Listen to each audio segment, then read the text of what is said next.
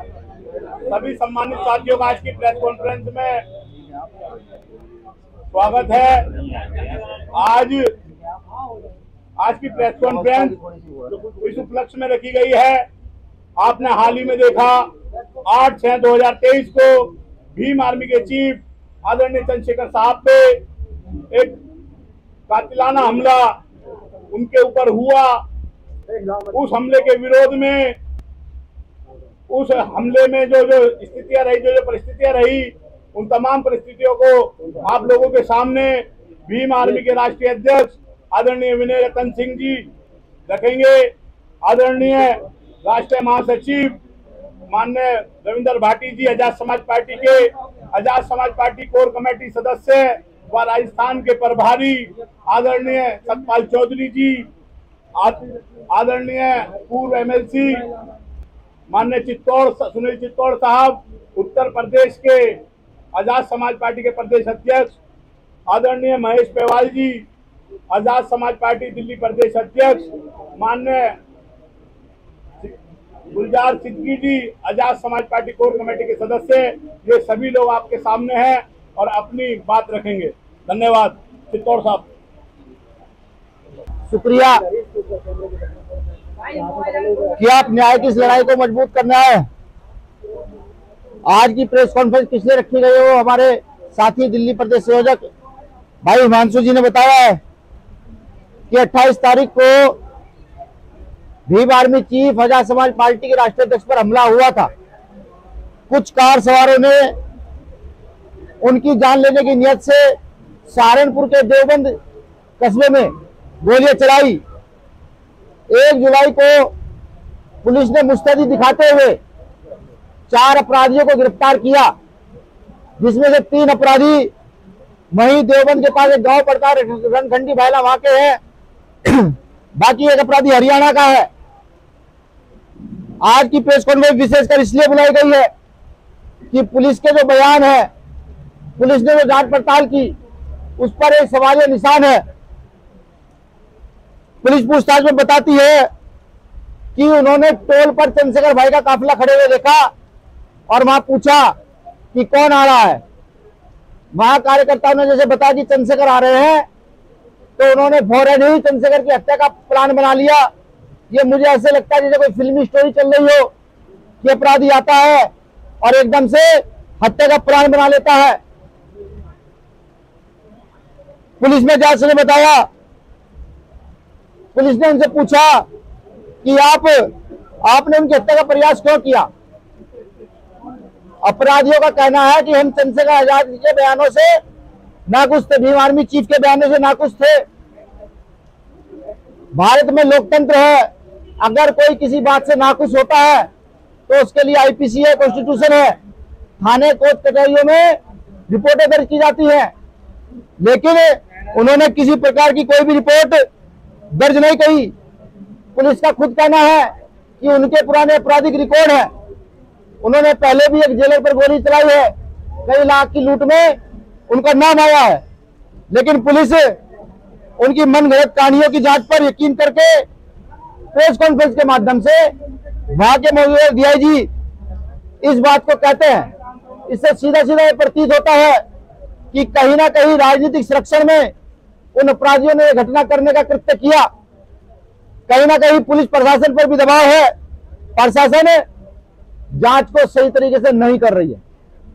Police का कहना है कि उन्हें पूछताछ में पता लगा कि 3 राउंड फायर हुए हैं, लेकिन वहां पर मौजूदा जो लोग थे 4 राउंड गाड़ी पर फायर हुए हैं, 2 राउंड उन्होंने हवाई फायर किए हैं। ये मैं किस लिए कह रहा हूं कि जब उनकी गाड़ी फोरेंसिक जांच के लिए गई, तो उस फोरेंसिक जांच से गाड़ी वापस आने के बाद हमने जब गाड़ी का मुआयना किया तो एक गोली जो ड्राइवर के सिर के ऊपर छत पर लगी हुई थी, फोरेंसिक टीम उस गोली लगी गोली को नहीं ढूंढ पाई। हमने जाकर एसएसपी महोदय को दिखाया, देखिए एक गोली का निशान ये भी है। इसका सीधा मतलब है कि प्रशासन धाराएं हल्की करके अपराधियों को बचाना चाहता है। सबसे महत्वपूर्ण बात, जिस थाना क्षेत्र की यह घटना है, यह घटना कोई छोटी घटना नहीं है। भाई चंद्रशेखर आजाद वही चंद्रशेखर आजाद है जिनका भारत में अकेले भारतीय का नाम टाइम मैगजीन्स में आता है। जो भारत में हर शोषित वंचित के साथ खड़े होते हैं, वो जब चलते हैं तो गरीब, किसान, मजदूर सब उनके साथ साथ चलते हैं। वो भारत की एक विशेष पर्सनैलिटी है, या मैं ये कहूं भारत के राजनीतिक, सामाजिक उभरते हुए सितारे हैं। ऐसे व्यक्ति पर हमला करना भारत के करोड़ों लोगों की भावनाओं को आहत करना है। अभी तक उस थाने के थाना इंचार्ज, जो वहां के मौजूदा थाना इंचार्ज है, ना तो उनको लाइन हाजिर किया गया, न ही उस थाने से बदला गया। किस लिए? कि वो जो अपराधी है वो भी एक जाति के हैं, थाना अध्यक्ष है वो भी एक जाति के हैं, और देश के मुख्यमंत्री भी एक ही जाति के हैं। घटना के बाद कुछ फोटो सामने आए, जिस फोटो में देखा जा रहा है कि सहारनपुर में सरसावा एक कस्बा पड़ता है, उसके पास एक गांव है रायपुर। उस गांव में वो चारों लोग रुके, उनके साथ और भी साथी थे, लेकिन पुलिस ने अभी तक कोई आगे की जांच नहीं की, सिर्फ 4 लोगों की मनगढ़ंत कहानी को सच मान लिया। पुलिस ने कहा कि उन पर 315 के कट्टे से फायर हुआ है। मैं ये भी पुलिस से पूछना चाहता हूं कि वो 315 का कट्टा क्या पुलिस ने अपने मन से कह दिया, या उसकी कोई ब्लास्टिंग रिपोर्ट आई है, या फिर प्रशासन जो है अपने कार्य को छोड़ करके वहां के रसूखदारों की चाटुकारिता गुलामी करने के लिए तैयार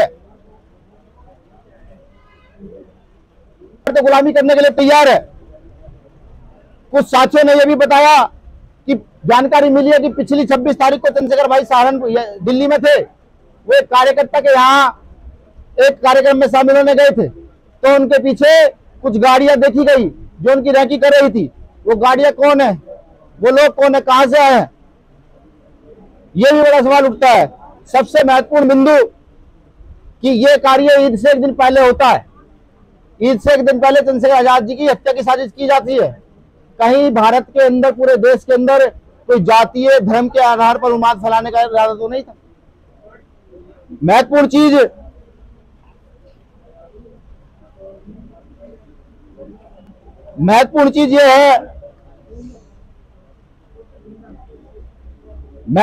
ये है कि आप सभी जानते हैं कि चंद्रशेखर भाई के लोग कितना प्रेम करते हैं, कितना उनके साथ रहते हैं। ये तो करोड़ों माता बहनों का आशीर्वाद है, आप सबका स्नेह है कि वो वहां से जीवित बच गए।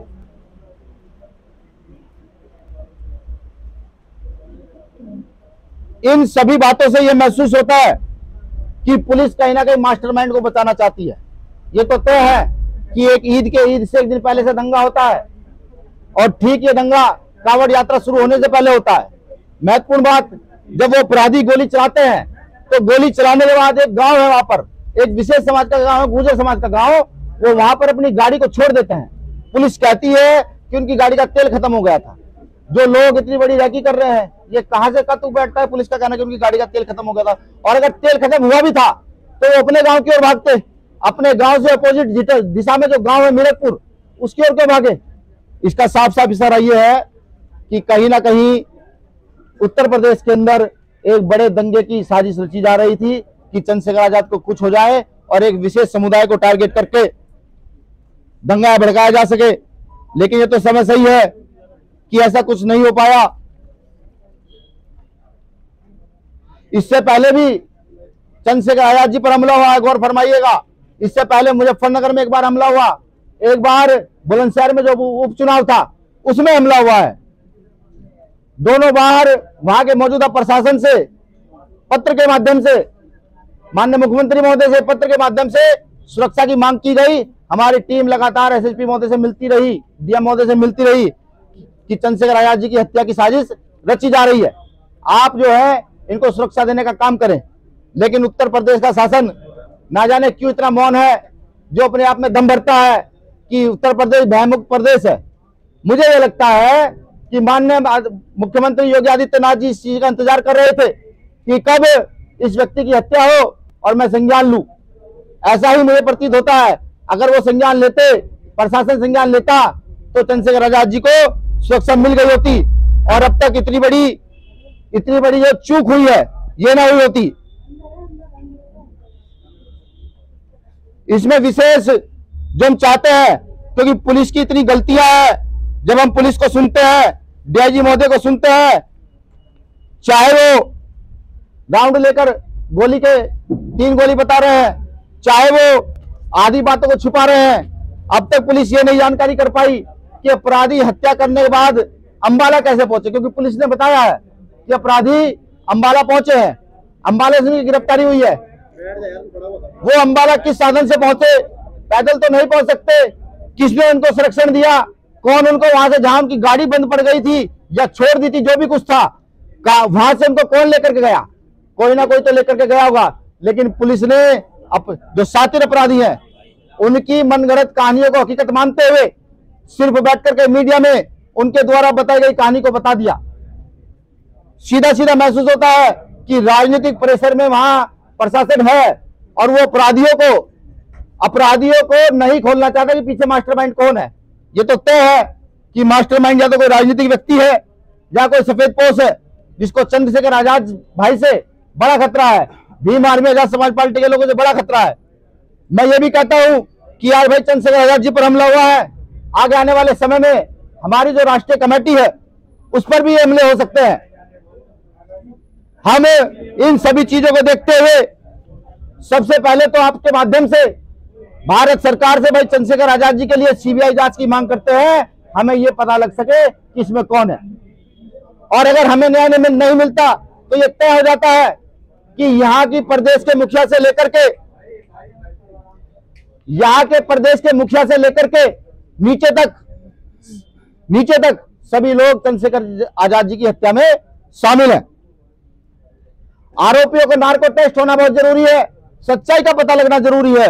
अगर ऐसे व्यक्ति की हत्या की साजिश रची जाती है और पुलिस लीपापोती करके छोड़ देती है, अनल गलत बयान देकर छोड़ देती है, तो ये सही नहीं है, इसको न्याय नहीं कहा जा सकता। तो हम अपराधियों के नार्को टेस्ट की भी मांग करते हैं, क्योंकि पुलिस उनसे कुछ भी उगलवाने में सफल नहीं रही।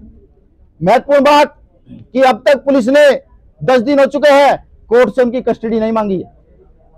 इतनी बड़ी घटना के बाद पुलिस कस्टडी नहीं मांगती तो सीधा सीधा इशारा होता है कि पुलिस रिमांड नहीं मांगती, तो सीधा सीधा इशारा होता है कि कहीं ना कहीं सत्ता का संरक्षण उन अपराधियों के साथ है।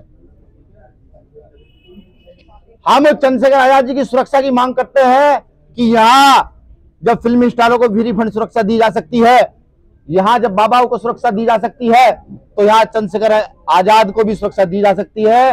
भारत के एक सच्चे सिपाही को, जो शोषित वंचित वर्ग के लिए हर समय खड़ा रहता है, जो हर बलात्कारी के खिलाफ, हर हत्या करने वाले के खिलाफ, हर गलत काम करने के वाले के खिलाफ खड़ा रहता है और हर उसके खिलाफ खड़ा रहता है जो अपने आप को बाहुबली समझते हैं, तो हम उनकी सुरक्षा की मांग करते हैं। सबसे महत्वपूर्ण, सब लोग ध्यान दीजिएगा, 21 जुलाई 2023 को दिल्ली के जंतर मंतर पर इन सभी मांगों को लेकर के हमारा 1 दिवसीय धरना प्रदर्शन है। आपसे भी मैं निवेदन करूंगा, सब लोग वहां आए, आकर के सुने कि क्या क्या मामले, क्या क्या घटनाएं हो रही हैं, और यहाँ के माननीय मुख्यमंत्री जी मौन है। यह भी बड़े शर्म की बात है कि एक पार्टी के राष्ट्रीय अध्यक्ष पर हमला होता है और मौजूदा समय के मुख्यमंत्री उस पर किसी प्रकार का ट्वीट से लेकर कोई बयान नहीं देते हैं। ये ना तो मानवता के हित में है, ना ही ये भारतीय राजनीति के हित में है। मैं यहाँ माननीय मुख्यमंत्री जी के इस्तीफे की भी मांग करता हूं कि वो जल्द से जल्द इस्तीफा दें। और आपके चैनल के माध्यम से एक बात और मैं बता दूं, मेरा निवेदन है उन साथियों से जो लगातार सोशल मीडिया पर अनर्गल बयान लिख रहे हैं कि आप ऐसा ना करें, यहाँ लोकतंत्र है, अगर आपको किसी बात की परेशानी है तो आप जाएं, मुकदमा दर्ज कराएं, कोर्ट जाएं, कोर्ट न्याय करेगा, आप न्याय नहीं कर सकते। दूसरी बात कि एक बार हम खून देख चुके हैं, एक बार हमने अपने साथी, अपने नेता, समाज के कार्यकर्ता का खून देख लिया है, खुद को शांत कर लिया है, समाज को शांत कर लिया है कि नहीं, अव्यवस्था नहीं फैलनी चाहिए, हम लोकतंत्र के हिसाब से लड़ेंगे। लेकिन अगर अगली बार भी किसी ने सोच रखा हो कि नहीं वो खून करेंगे, वो हत्या करेंगे और हम शांत रहेंगे, तो मेरा निवेदन है यहाँ की सरकारों से, यहाँ की LIU से, यहाँ की विशेष जांच एजेंसियों से कि ऐसे लोगों को टारगेट करें जो जाति के नाम पर षड्यंत्र करके हत्या करा देना चाहते हैं एक व्यक्ति की, उस व्यक्ति की जो शोषित वंचितों के साथ खड़ा रहता है। मैं अपने कार्यकर्ताओं से भी अपील करूंगा कि 21 तारीख में पूरी ताकत से पहुंचे, बताएं भारत के पंत प्रधान को, बताएं यहाँ के प्रधानमंत्री को कि आप वहां बैठ करके इतनी भी रक्षा सुरक्षा नहीं कर सकते कि एक व्यक्ति जो खड़ा हो रहा है लोकतंत्र के ढांचे को समझते हुए कि उसकी आप रक्षा कर सकें। बताएं, वो बहुजन समाज जो फूले साहब अम्बेडकर की विचारधारा पर चलता है, जो शोषित वंचित है, वो आए 21 तारीख को दिल्ली आए और अपनी ताकत दिखाए। मैं उनको भी बता दूं कि अब घूरने का भी प्रयास मत कीजिएगा, निवेदन यही है, घूरने का भी प्रयास मत कीजिएगा, वरना इस बार तो भाई चंद्रशेखर आजाद जी ने मामले को संभाला।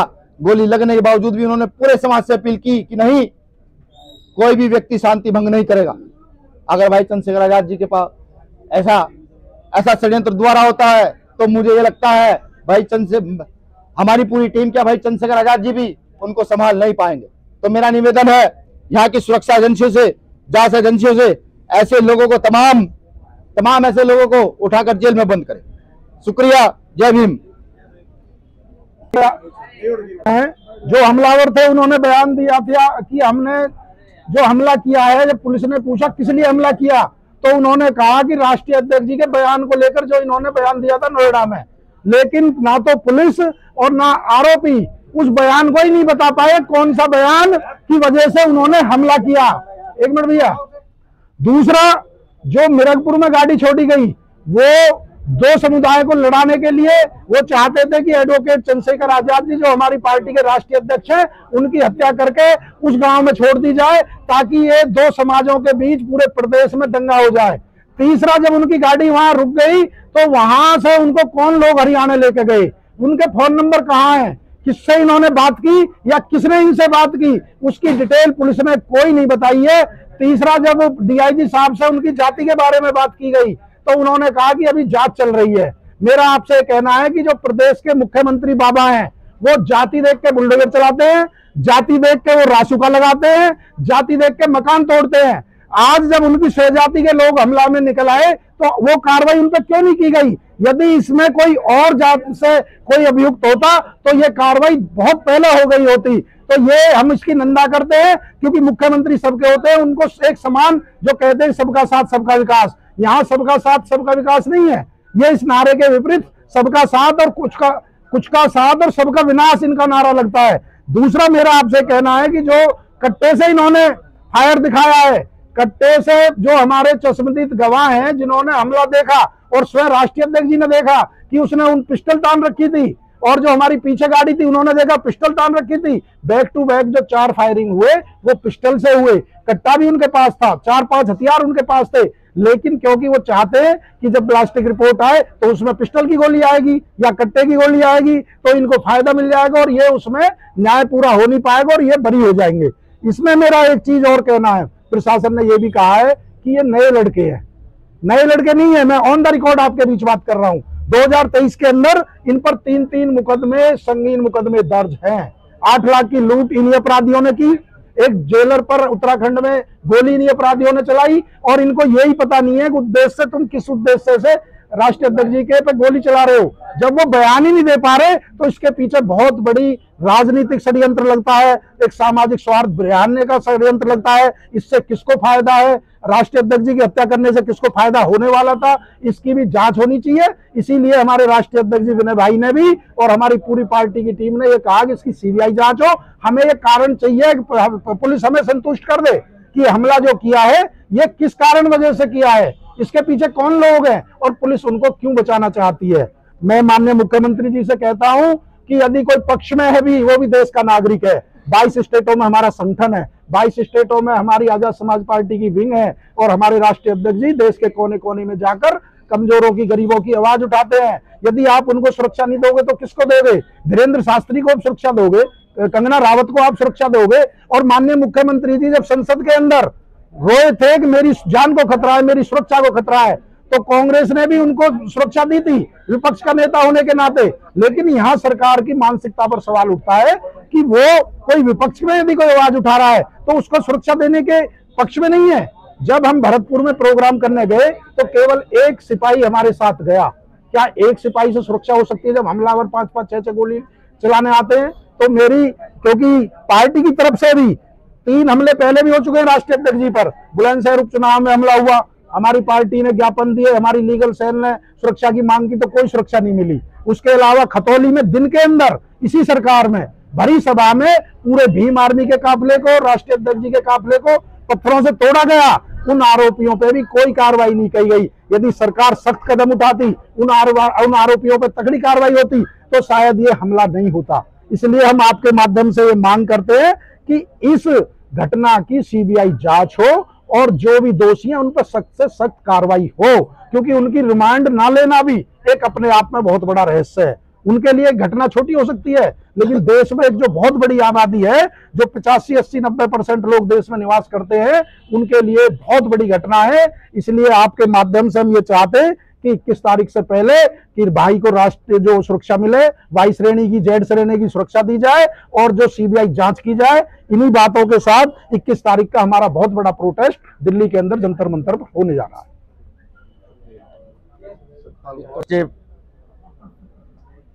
रविंद्र भाटी एडवोकेट जी, हमारी पार्टी के राष्ट्रीय कोर कमेटी के सम्मानित सदस्य और राजस्थान प्रदेश के प्रभारी चौधरी सतपाल सिंह जी, हमारी पार्टी के हरियाणा प्रदेश के प्रभारी और दिल्ली प्रदेश के भीम आर्मी के अध्यक्ष हिमांशु वाल्मीकि जी, हमारे राष्ट्रीय कोर कमेटी के सम्मानित सदस्य गुलजार सिद्दीकी जी, हमारे दिल्ली प्रदेश के पार्टी के अध्यक्ष महेश जी।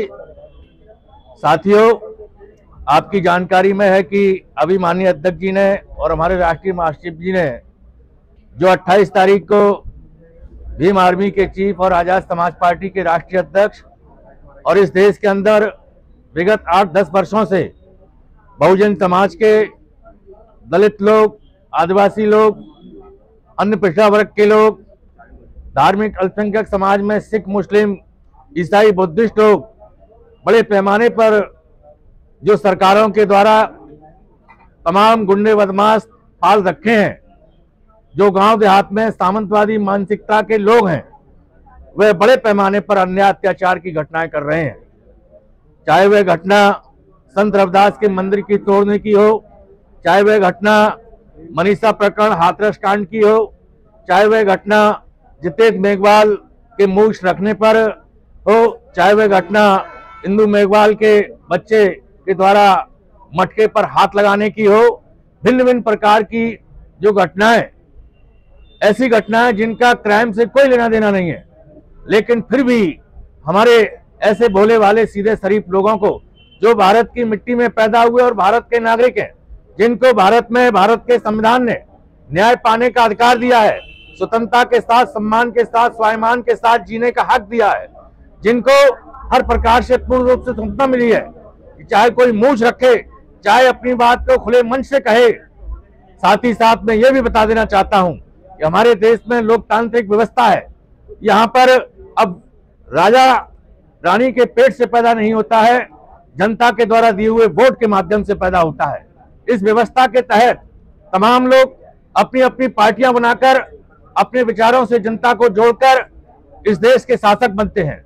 इसी प्रक्रिया में यदि इस देश का बहुजन समाज का एक उभरता हुआ नायक, उभरता हुआ नेता, जिसको अमेरिका जैसे देश ने ये साबित किया कि देश के अंदर, भारत के अंदर यदि कोई उभरता हुआ नेता है जो दबे कुचले शोषित पीड़ित लोगों की, जिनकी आबादी इस देश के अंदर लगभग 85% है, ऐसे लोगों का कोई नेतृत्व कर रहा है, तो वह अकेला नेता भाई चंद्रशेखर आजाद है।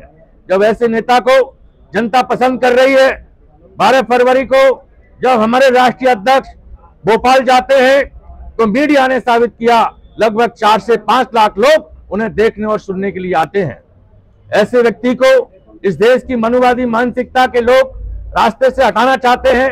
ऐसे व्यक्ति के ऊपर समय समय पर झूठे मुकदमे लगाकर उन्हें जेल की सलाखों में डालते हैं, कभी रास्ता लगाते हैं। चाहे वो एनआरसी के धरने में गए, तब भी उनके ऊपर रास्ता लगाकर 8 दिन के लिए जेल भेजा। जब बारात प्रकरण सहारनपुर का हुआ, तब भी 16 महीने के लिए उनको रास्ता में लगा के जेल भेजा। जब वे इंदु मेघवाल की लड़ाई लड़ने के लिए जयपुर गए, तब भी 4 दिन के लिए जेल भेजा। समय समय पर हमारे राष्ट्रीय अध्यक्ष जी को जनता की आवाज और जनता की लड़ाई लड़ने के कारण ही जेल में डाला जा रहा है। इसके पीछे जो मुख्य कारण है वो यह है कि भाई चंद्रशेखर मनुवादी व्यवस्था के व्यक्ति नहीं है, बल्कि मनुवादी व्यवस्था के खिलाफ इस देश के अंदर प्रत्येक नागरिक को सम्मान मिले, सुरक्षा मिले, न्याय मिले, शिक्षा मिले, रोजगार मिले, इस व्यवस्था को लागू करना चाहते हैं।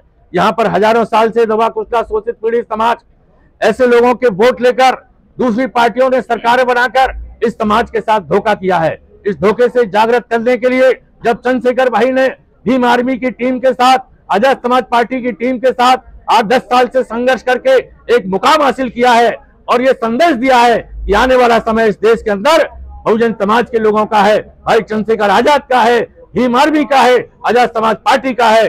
तो साथियों, चाहे किसानों के धरने की बात हो, चाहे खिलाड़ियों के धरने की बात हो, चाहे नोएडा में जो विकास प्राधिकरण ने किसानों का पैसा नहीं दिया है वहां के धरने की बात हो, चाहे मनीषा प्रकरण के धरने की बात हो, चाहे इंदु मेघवाल के धरने की बात हो, चाहे संत रविदास जी के मंदिर की धरने की बात हो, भाई चंद्रशेखर सभी जगह जाते हैं और जनता की लड़ाई लड़ते हैं, जनता के हक अधिकार की बात करते हैं। तो मनुवादी लोग जो सरकार में बैठे हैं उनको अच्छा नहीं लगता है। यही वजह है कि हमारे भाई के ऊपर समय समय पर 3 हमले हुए और ये विगत 28 तारीख को जो हमला हुआ वो तो बिल्कुल जानलेवा हमला था। आप लोगों की शुभकामनाओं से, इस देश के बहुजन समाज के लोगों की शुभकामनाओं से और भगवान गौतम बुद्ध की अनुकंपा से हमारे नेता बाल बाल बच गए। अगर वह गोली साइड से ना निकलकर सीधी चली जाती तो आज हो सकता है कि भाई चंद्रशेखर हमारे बीच में नहीं होते। इस देश के अंदर लोकतांत्रिक व्यवस्था के तहत शांति स्थापित करने की जिम्मेदारी भारत के संविधान ने सरकारों को दी है। सरकार की जिम्मेदारी है, यदि कोई सिर उठाकर बात करता है, कोई कानून को अपने हाथ में लेता है तो उसको उसी समय गिरफ्तार करके जेल भेजा जाए। आज हमारे नेता के ऊपर इतना बड़ा हमला हुआ और पुलिस ने लीपापोती करके 4 व्यक्तियों को जेल भेज दिया, लेकिन ये बताया नहीं कि ये व्यक्ति किसने भेजे, इन्होंने हत्या करने का प्रयास क्यों किया, क्या उनकी कोई उनसे व्यक्तिगत रंजिश है। साथियों, ऐसी स्थिति में हमारी ये मांग है इस प्रकरण की सीबीआई से निष्पक्ष जांच कराई जाए और जो अपराधी हैं उनका नार्को टेस्ट कराया जाए, जिससे ये सच सामने आना चाहिए। उनको किसने भेजा, इसके पीछे साजिशकर्ता कौन से कौन बड़ी ताकत है।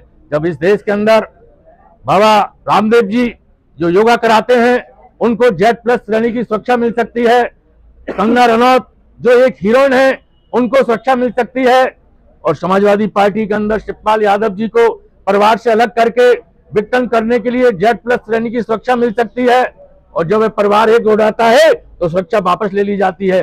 तो इस प्रकार की जो सुरक्षा दूसरे लोगों को मिल रही है, इतना ही नहीं, भारतीय जनता पार्टी का महानगर अध्यक्ष, भारतीय जनता पार्टी का जिला अध्यक्ष, जिसके पीछे 100 लोग भी नहीं है, जिसकी बात 100 लोग सुनने नहीं आते हैं, उनको सरकारी गनर दिए जाते हैं। ये सरकार के गनर, ये सरकार के सुरक्षा कर्मी जनता की गाड़ी कमाई से साथियों यहाँ बनाए गए हैं, जो सिस्टम है उसके तहत बनते हैं, ये कोई पार्टी के लोग नहीं है। मेरी आपके माध्यम से अपील है कि सरकार जल्द से जल्द, केंद्र सरकार से मेरी अपील है, स्टेट की सरकार से अपील है कि हमारे नेता की सुरक्षा की जाए, जल्द से जल्द सुरक्षा की जाए। नहीं तो ये बहुजन समाज के लोगों में इतना आक्रोश फैल रहा है कि ये समाज, हम तो कुदरत का धन्यवाद करते हैं कि भाई आज हमारे बीच में है। यदि वे चले भी जाते तो मनुवादी ये ना सोचे कि हमारा ये मूवमेंट रुक जाएगा। आज लाखों लोग भाई चंद्रशेखर बनकर गांव-गांव में संघर्ष कर रहे हैं। तो साथियों, आपके माध्यम से मैं कहना चाहता हूं कि लोकतांत्रिक व्यवस्था के तहत इस देश को संचालित होने दें। यहाँ जबरदस्ती मनुवादी लोग तानाशाही करके किसी को रास्ते से हटाने की कोशिश ना करें। यहाँ रास्ते से हटने वाले लोग नहीं है। यहाँ पर बाबा साहब डॉक्टर भीमराव अंबेडकर जी ने संघर्ष किया, इसी समाज के लोगों की आवाज उठाई, आज वो हमारे बीच में नहीं है। मानवर कांसीराम साहब ने आवाज उठाई, आज वो भी हमारे बीच में नहीं है। तो भाई चंद्रशेखर आवाज उठा रहे हैं, और चंद्रशेखर के बाद लाखों लोग आवाज उठाने वाले हैं।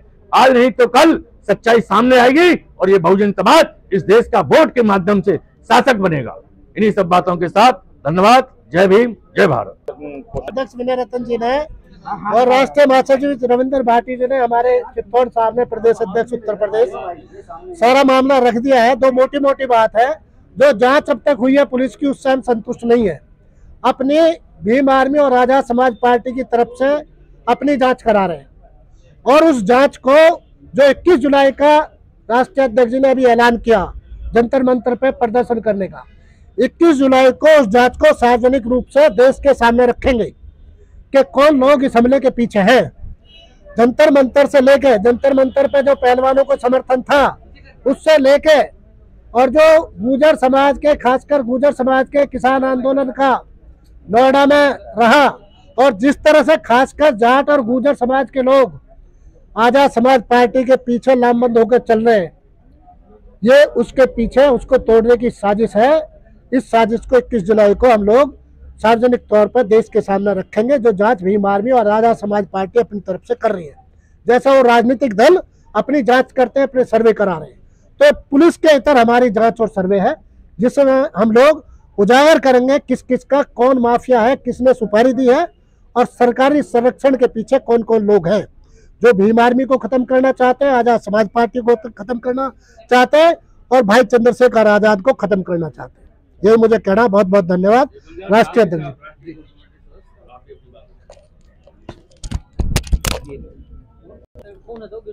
हमारे बीच भीम आर्मी के राष्ट्रीय अध्यक्ष माननीय विनय रतन साहब बैठे हैं। हमारे भाई सभी साथी, सम्मानित साथी हमारे साथ हैं। इस घटना का जो प्रकरण है, हमारे नेता, हमारे बहुजन समाज के नेता एडवोकेट चंद्रशेखर आजाद साहब पे जो कातिलाना हमला इन लोगों ने किया है, ये बहुत गलत कातिलाना हमला किया है। हमारे मुस्लिम समाज की बात करूं और पूरे बहुजन समाज की बात करूं, सब लोग गुस्से में है कि ये हमारे नेता पर इतना बड़ा हमला कैसे किया इन लोगों ने। तो मैं आप लोगों के चैनल के माध्यम से कहना चाहता हूं, इसकी निष्पक्ष जांच हो और सीबीआई जांच की हम मांग करते हैं और इन अपराधियों का नार्को टेस्ट भी हो ताकि पता लगे सच्चाई है क्या। गोली चलाते हैं 32 की और बताते हैं 315 की, तो ये क्या है? सरासर गलत है। और ये हमारी सरकार, उत्तर प्रदेश की बात करूं, बे औलादों के हाथ में सरकार है। उन्हें दर्द नहीं पता कि बेटे, बच्चे, भाई, मां बाप क्या होते हैं। हम दर्द जानते हैं। हमारे नेता पे जो हमला हुआ है, हमारे नेता को 22 श्रेणी सुरक्षा दी जाए बहुत जल्द, इसकी हम मांग करते हैं। और 21 तारीख को हमारे राष्ट्रीय अध्यक्ष जी भीम आर्मी माननीय विनय रतन साहब ने ऐलान किया है कि वहां पर प्रोटेस्ट है दिल्ली में। तो आप सभी लोग अपने चैनल के माध्यम से ज्यादा से ज्यादा लोग पहुंचने की कृपया करें, सभी साथी वहां पहुंचे और हमारे नेता की आवाज को बुलंद करें। आप सभी का बहुत बहुत शुक्रिया, बहुत बहुत धन्यवाद।